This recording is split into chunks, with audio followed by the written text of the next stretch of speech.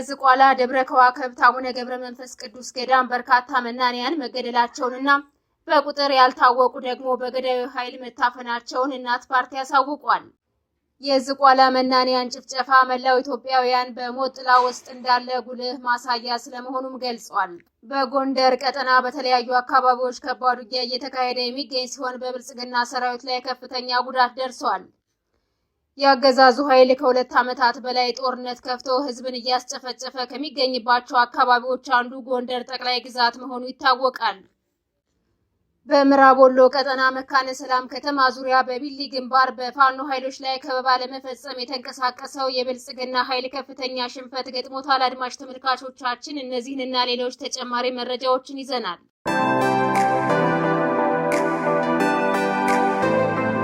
ሰላም ጤና ይስጥልን። የጥቁር አንበሳ ሚዲያ አድማጭ ተመልካቾቻችን እንደምን አምሽታችኋል? ዕለተ ማክሰኞ ሰኔ 17 2017 ዓ.ም መረጃዎችን ይዘን ቀርበናል። ከዜናዎቹ ጋር ሰናይት አያሌው ነኝ። አብራችሁን ቆዩ። ወደ ዝርዝር መረጃዎች አልፋለሁ።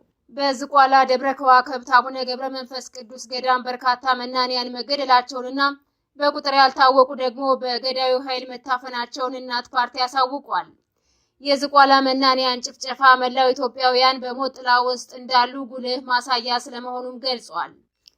እሁድ ሰኔ 15 2017 ዓ.ም በዝቋላ ደብረ ከዋክብት አቡነ ገብረ መንፈስ ቅዱስ ገዳም በበረሃ አካባቢ ዘግተው ከሰው ፍጹም ተገልለው የነበሩ መናንያን መገደላቸውና ቁጥራቸው በውል ያልታወቁ ታፍነው ስለመወሰዳቸው ታውቋል። በገዳሙ ከዚህ ቀደም መሰል ጭፍጨፋዎችና በየቀኑ በሚባል ደረጃ ማስፈራሪያ የሚካሄድበት መሆኑን የጠቀሰው ፓርቲው ከሰው ተገልለው በበረሃ ያሉ መናንያን ያለ ርህራሄ ተጨፍጭፈዋል ብሏል። ለዚህም መላው ኢትዮጵያውያን በሞት ጥላ ስር ነን ቢባል ከእውነት የራቀ አይሆንም ሲል አክሏል። በተለይ በሃይማኖት አባቶች፣ አብነት ተማሪዎችና ገዳማውያን ላይ በተለየ ትኩረት ማዋከብ ብሎም ጭፍጨፋ የሚደረገው ከትርክት በመጣ ሃይማኖት ጠል አለፍ ሲልም ኢትዮጵያን እንደ ሀገር ከመሰረቷ ለማናጋትና እንደ ማህበረሰብ ያስተሳሰሩን እንድሮች በመበጣጠስ በፍርስራሹ አዲስ ጎጆ ለመቀለስ የሚደረገው ጥድፊያ አካል አድርገን እንቆጥረዋለን ብሏል። በዚህ ገዳምና በአካባቢው በሚደረገው ግድያ ተደጋጋሚ የድረሱልኝ ጥሪ ቢደረግም ባልሰማ ባላየ የሚያልፉት አለፍ ሲልም እልቂቱን ለመደባበስ የሚሰሩ የኦሮሚያ ክልል መንግስትና ፌዴራል መንግስቱ ከተጠያቂነት እንደማያመልጡ ለማሳወቅ እንወዳለን በማለት ፓርቲው አስጠንቅቋል። የመናንያኑን ጭፍጨፋ በጽኑ እያወገዝን የተሰማንን ጥልቅ ሐዘን እንገልጻለን ያለው ፓርቲው ታፍነው የተወሰዱትንም ያለምንም ቅድመ ሁኔታ እንዲፈቱ ጠይቋል። በጎንደር ቀጠናዎች በተለያዩ አካባቢዎች ከባድ ውጊያ እየተካሄደ የሚገኝ ሲሆን በብልጽግና ሰራዊት ላይ ከፍተኛ ጉዳት ደርሷል። አገዛዙ ከ2 ዓመታት በላይ ጦርነት ከፍቶ ህዝብን እየጨፈጨፈ ከሚገኝባቸው አካባቢዎች አንዱ ጎንደር ጠቅላይ ግዛት መሆኑ ይታወቃል። ጠላት በጎንደር በሁሉም ቀጠናዎች በተለይም በምዕራብ ቀጠናዎች በርካታ ኃይሉን በማስገባት የሱዳንን ኮሪደር ሙሉ ለሙሉ ለመቆጣጠርና ፋኖን ከአካባቢው ለማጽዳት ያለ የሌለ ኃይሉን እየተጠቀመ የሚገኝ ቢሆንም የፋኖ ተጋድሎ ተጠናክሮ በመቀጠሉ ጠላት ከባድ ኪሳራ እያስተናገደ ይገኛል። ፋኖ በትንሽ መስዋዕትነት የደፈጣና መደበኛ ውጊያዎችን በማድረግ የብልጽግና ቅጥረኛ ሰራዊትን በመደምሰስ ቀጠናዎችን ማስከበሩን ቀጥሏል። ዛሬም በጎንደር ቀጠናዎች በተለያዩ አካባቢዎች በፋኖ እየተደረገ ያለው ተጋድሎ ተጠናክሮ ስለመቀጠሉ የግንባር መረጃዎች ያሳያሉ። በመሆኑም በስማዳና በስቴ ግንባሮች ጥቃት ለመሰንዘር በተንቀሳቀሰው የብልጽግና ሰራዊት ላይ በተፈጸመ ድንገተኛ ጥቃት በርካታ ኃይሉ ሙትና ቁስለኛ መሆኑ ታውቋል። የብልጽግና ሰራዊት በብዛት ከሰፈረባቸው ወታደራዊ ካምፖች በመነሳት ወደ ተለያዩ አቅጣጫዎች በመንቀሳቀስ ጥቃት እየሰነዘረ እንደሚገኝ ይታወቃል። ይህንን እንቅስቃሴ ተከትሎ ፋኖ የደፈጣ ጥቃቶችን አጠናክሮ በመቀጠል በብልጽግና ሰራዊት ላይ እርምጃ መውሰዱን ቀጥሏል። በተያዘ የቅማንት ታጣቂዎች ትናንት በመተማ ወረዳ መቃ ከተማ በአገዛዙ ወታደራዊ ካምፕ ላይ በከፈቱት ጥቃት በርካታ የብልጽግና ወታደሮችን የደመሰሱ ሲሆን ከቡድን እስከ ነፍስ ወከፍ መሳሪያዎች መማረክ ችለዋል ተብሏል። በከተማዋ መውጫና መግቢያ ኬላዎችን በመዘርጋት ተሽከርካሪዎችን በማስቆም ከፍተኛ ዝርፊያ ሲፈጽሙ የቆዩ የቅማንት ታጣቂዎች ከኬላው እንዲነሱ መደረጋቸውን ተከትሎ በከፈቱት ጥቃት ከአንድ ሻምበል በላይ የብልጽግና ሰራዊትን መደምሰስ ችለዋል። በወታደራዊ አዛዦቹ ይሁንታ ዘረፋ በመፈጸም ህዝቡን ሲያማርሩ የነበሩ ታጣቂዎች በብልጽግና ሰራዊት ላይ ከባድ ጥቃት ፈጽመዋል። በዚህ ውጊያ በንጹሃኖች ላይ ጉዳት የደረሰ ሲሆን በጥቃቱ ከ10 በላይ ሰላማዊ ሰዎች መገደላቸው ታውቋል። በምዕራብ ወሎ ቀጠና መካነ ሰላም ከተማ ዙሪያ በቢሊ ግንባር በፋኖ ኃይሎች ላይ ከበባ ለመፈጸም የተንቀሳቀሰው የብልጽግና ኃይል ከፍተኛ ሽንፈት ገጥሞታል።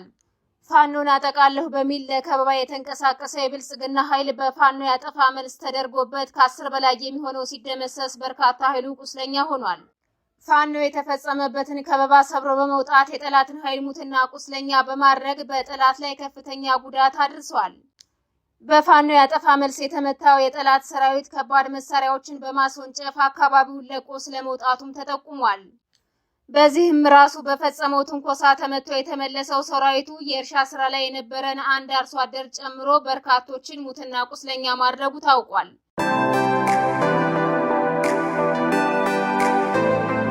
የአማራ ፋኖ ሸዋ ጠቅላይ ግዛት ህዝብ በመንዝ ቀጠና ከግንባር ተጋድሎ ጎን ለጎን ለህዝብ የልማት ስራዎችን እየሰራ እንደሚገኝ ተገልጿል። ባለፉት 30 ዓመታት ውስጥ ባዲን የሚባለው የህወሓት ስራ አስፈጻሚ የጌታውን ሴራ ተቀብሎ በአማራ ህዝብ ላይ የግፍ ቀንበሩን በመጫን ከ30 ዓመታት በላይ የሸዋ ህዝብ ከልማት ከፖለቲካና ከኪነ ጥበብ ፍጹም እንዲገለልና ተሳትፎ እንዳይኖረው ሲያደርግ መቆየቱ የተገለጸ ሲሆን ጠቅላይ እዙ የልማት ስራዎችን እየሰራ እንደሚገኝ አስታውቋል። በልማት ከተገፉትና ሁነኛ የጥቃቱ ማሳያ ከሆኑት ታሪካዊ የሸዋ ግዛቶች መካከል መንዝ ግንባር ቀደሙ ስለመሆኑም ተጠቁሟል። የመንዝ ህዝብ ለኢትዮጵያ ታላቅነት ግዙፍ ሚና ካበረከቱ ስመጥሩ የሸዋ ምሁራን ጀግኖች መካከል በርካቶች ካያት ግማያቱ ከላይ ከታሪኩ ነገደ ሰማዊ ፋኖነት መልኩ ተጠሪ ነው ላገር ቀድሞ የሚደማ አልባሽ አብራሽኩ የተቸረው ግርማ ይመስክር ብራናው ቁራን የወጡበት ስለመሆኑም ተመላክቷል። ተተኪው ገዳይ ወያኔ በሽፍታ ስም ከመጨፍጨፍ ውጭ ለዚህ ህዝብ አንዳች ልማት እንዳልሰራለት የተገለጸ ሲሆን ካሉበት የልማት ችግሮች እጅግ ከባድና አንገብጋቢው መንገድ ነው ተብሏል።